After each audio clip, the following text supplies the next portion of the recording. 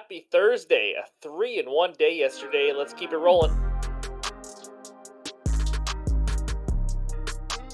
What's going on, everyone? Welcome back into another episode for Just a Bet Outside. I'm your host, Steven, and we are back with some more MLB best bets and some research help for you for Thursday, August 3rd. 3-1 day yesterday, baby. We should have had that sweep. We'll talk about that in just a little bit. We have an 11-game slate today, and one of the teams playing is the Chicago Cubs. Holy crap, are they on fire! 36 runs scored in the last two games. That's 36 runs in 18 innings. I just did the math in my head. That is 2 runs per inning. Every single inning, they're averaging 2 runs. That is just absolutely bonkers to me. So, and now they get to face Luke Weaver. We may talk about that game. But if you see any team totals over 14.5 for the Cubs, jump on it. It's probably going to be set at like minus 110 with the way they're swinging. But yeah, that's what we got going on. Like, subscribe, comment. We didn't even hit 200 likes last video. Come on, you guys can do better. I know you can. Let's hit that like button. Leave a comment below with your best bets. I'm loving hearing all your guys' bets and how they're going. It's been a lot of fun listening to you guys. I tail a few of those bets here and there, some good parlays, all that kind of stuff. And speaking of all that, we got a lot of good bets being handed out in the Discord. So be sure to click that link below.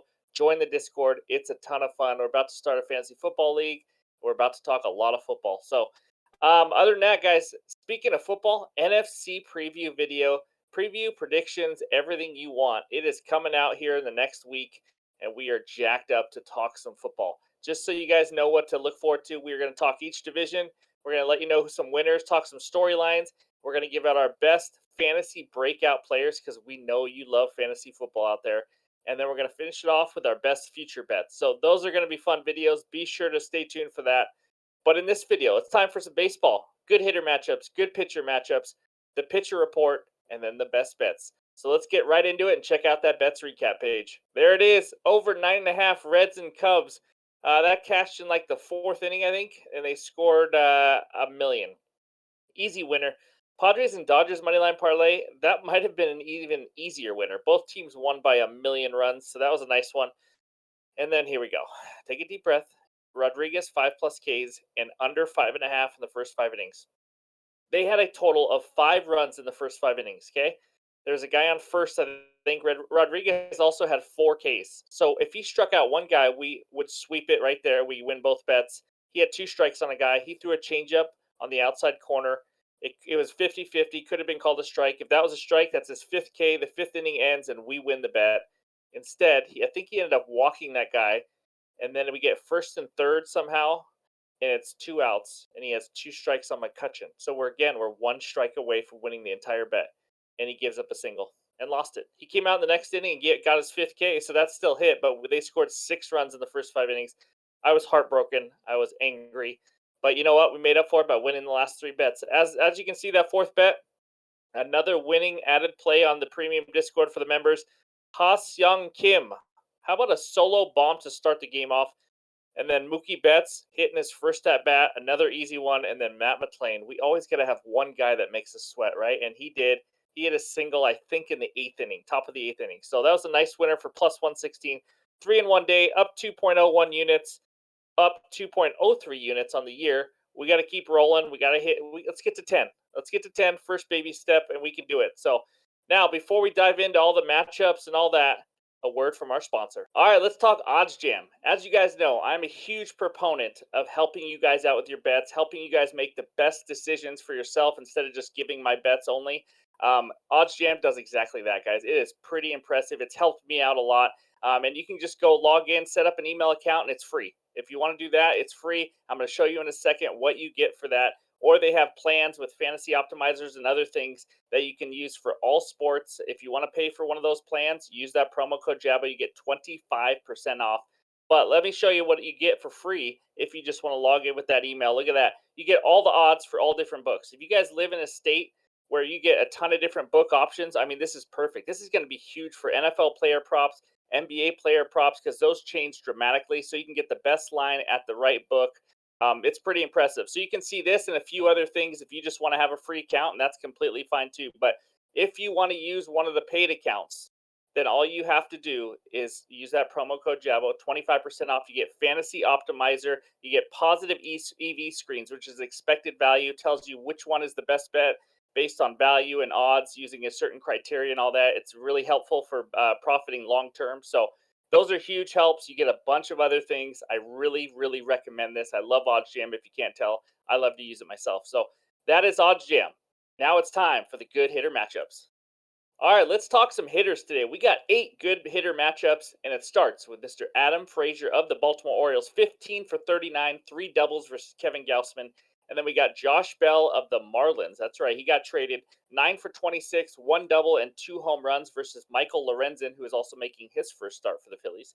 And then Tommy Edman of the St. Louis Cardinals, 7 for 15, 2 doubles, and 1 home run versus Gray.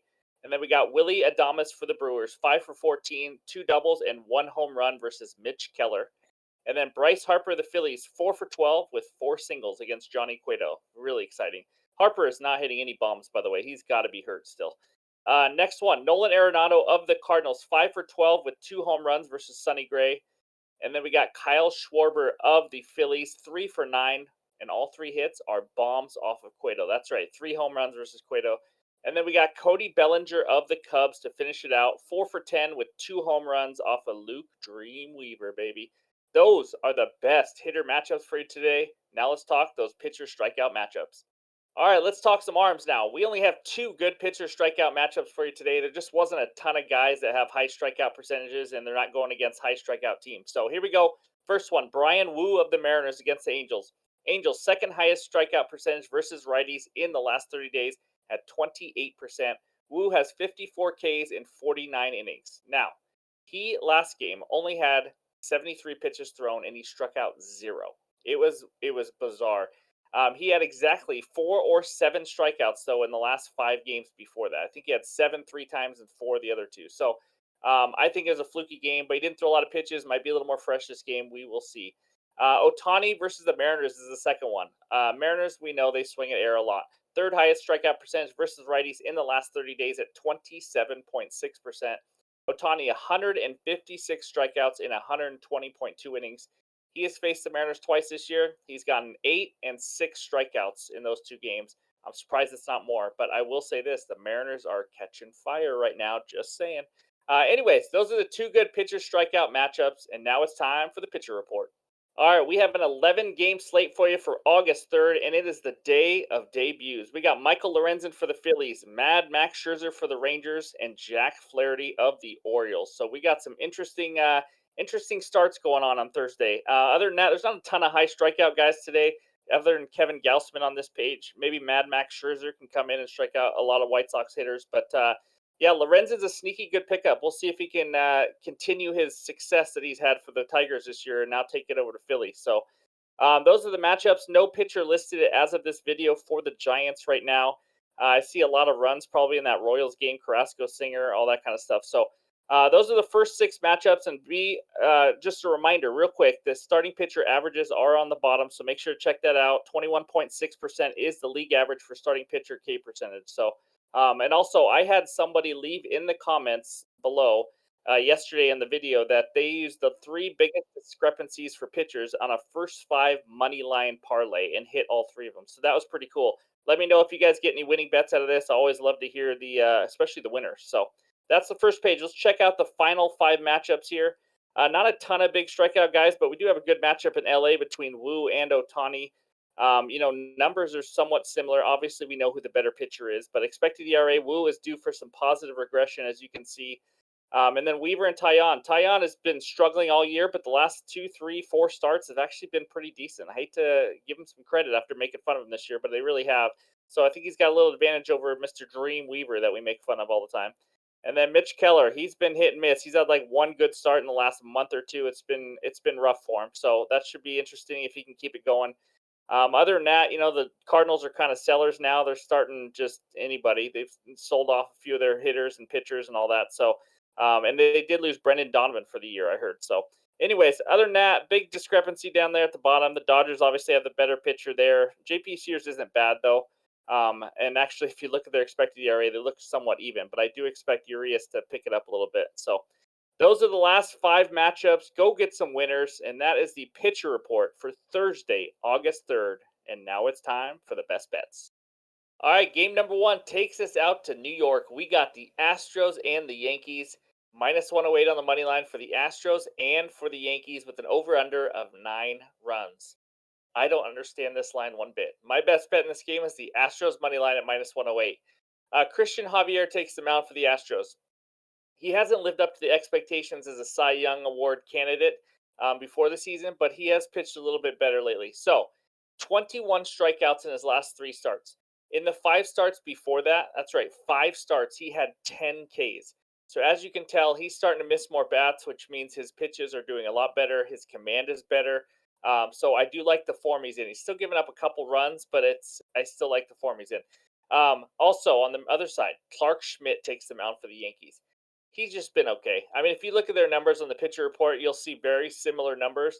But if you look at the form that these two guys are in, it's not. I think Javier gets a slight advantage. Only 2 Ks or less in 3 of his last 4 starts.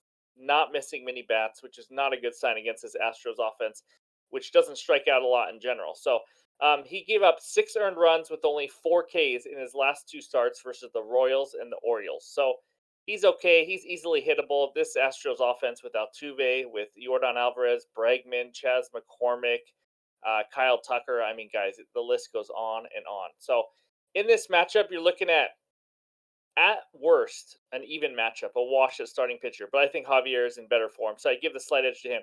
These lineups are not even freaking close to each other. I don't care that Aaron Judge is back. The Astros lineup is much, much better than the Yankees. Plus, the Astros just own the Yankees. They went 5-2 against them last year. They beat them in the playoffs all the time. I don't know why this is a pick 'em. I don't see where the advantage is for the Yankees to even come close to a pick 'em, to be honest. I thought the Astros would be like minus 130, minus 135 in this one, but I'll gladly take minus 108. So give me the Astros on the money line as my first best bet. Now let's move on to the next one. Game number two takes us out to Texas. We got the White Sox at the Rangers. Rangers money line minus 250. White Sox money line plus 205 with an over under of 8.5 runs. Plus 205 is a huge number on the White Sox, but I ain't touching it, guys. My best bet is a same game parlay. Rangers minus 1.5 and Corey Seager 1+ hit. I got that at plus 117 on FanDuel. Now let's talk about it. Rangers minus 1.5. Mad Max takes the mound, baby. His Rangers debut, and he faces a White Sox team. This is going to surprise you. They are dead last in the league as an offense versus righties in the last 30 days. Just traded away Jake Berger. I think they lost somebody else. I don't remember exactly, but they're in sell mode. Their offense is absolutely atrocious versus righties and have been struggling the last few games. And the Rangers offense goes up against Tuki Toussaint. God, I love saying that name. So cool. He's been average. He's okay. Nothing special. He's going to go up against a Rangers offense that is obviously, we all know, a top 3 offense in the league. Toussaint doesn't usually go more than 4 or 5 innings, sometimes a little over 5. But if he goes 5, that means we got 3 innings probably because I don't expect them hitting in the 9th inning. But we got 3 innings against a bad White Sox bullpen. I like the Rangers to cruise to another easy win in this game. And then Seager 1+ hit. You don't even have to add this if you don't want. It was like minus 123 or something like that. If you just want Rangers minus 1.5, but you know what? I got a little aggressive. Why not? I don't usually do that. So Seager 1+ hit. He played in his first game yesterday since being injured, and he went 2 for 4, 3 ribbies, and a bomb. I think he's okay. Also hitting 354 versus righties and 374 at home. This guy's a beast. We all know it. He's living up to that contract this year. So give me the Rangers on the run line at minus 1.5. Give me Corey Seager 1+ hit. Put it together for plus 117. Now let's finish off with that hitter parlay. All right, it is hitter parlay time, baby. Let's go. Let's stay on a roll. We got a 2-legger. Jose Altuve and Cody Bellinger 1+ hit each at plus 100 on DraftKings. Let's start with Mr. Altuve. He had a day off yesterday, so he's rested. He's nice and rested. He has played 6 games since he's returned from injury. He has 1+ hit in 5 of those 6 games. He is hitting 317 versus righties this year, and he gets to face Clark Schmidt of the Yankees. 9.4 hits given up per 9 innings, which is in the 34th percentile. He's playing in a New York ballpark that is obviously a hitter's park. Altuve and this Astros team own the Yankees. We already talked about it. I like Altuve to just get 1 hit. That's all he needs. Just 1 hit. Next one, Cody Bellinger. Man, do we keep betting him, and he keeps coming through. I don't understand why he's even at one hit on DraftKings. Honestly, he should be over 1.5. He's one of the best hitters in the majors right now. So I don't think I need to keep repeating myself, but I will say he's hitting 345 in the last 7 days. He should get 5+ at bats in this game. The way the Cubs are swinging, I mean, if they score another 15, my goodness, he's going to get a lot of at bats. He has 1+ hit in 14 of his last 16 games, and he is facing our boy, the OG Christmas tree, Luke Dreamweaver. That's right. Oh, it is beautiful, guys. 11.5 hits per 9 innings he's given up. That's in like the third percentile. I mean, he's as bad as it gets. Awful. Cubs, honestly, take all the Cubs hitter props if you want. I can't imagine they all of a sudden go cold in Wrigley Field, the wind blowing out a little bit again, it sounds like, and going against Weaver in this Reds bullpen. Take them all, baby. But I'm going to take Altuve and Bellinger 1+ hit each at plus 100 as my third and final bet. Now let's go to that bets recap. There it is. Astros money line minus 108 over the Yankees. Then we got Rangers minus 1.5 and Seager 1+ hit at plus 118. Again, if you just want to take the run line and not take Seager, I get it. That's fine too. Decent odds around minus 120, minus 125.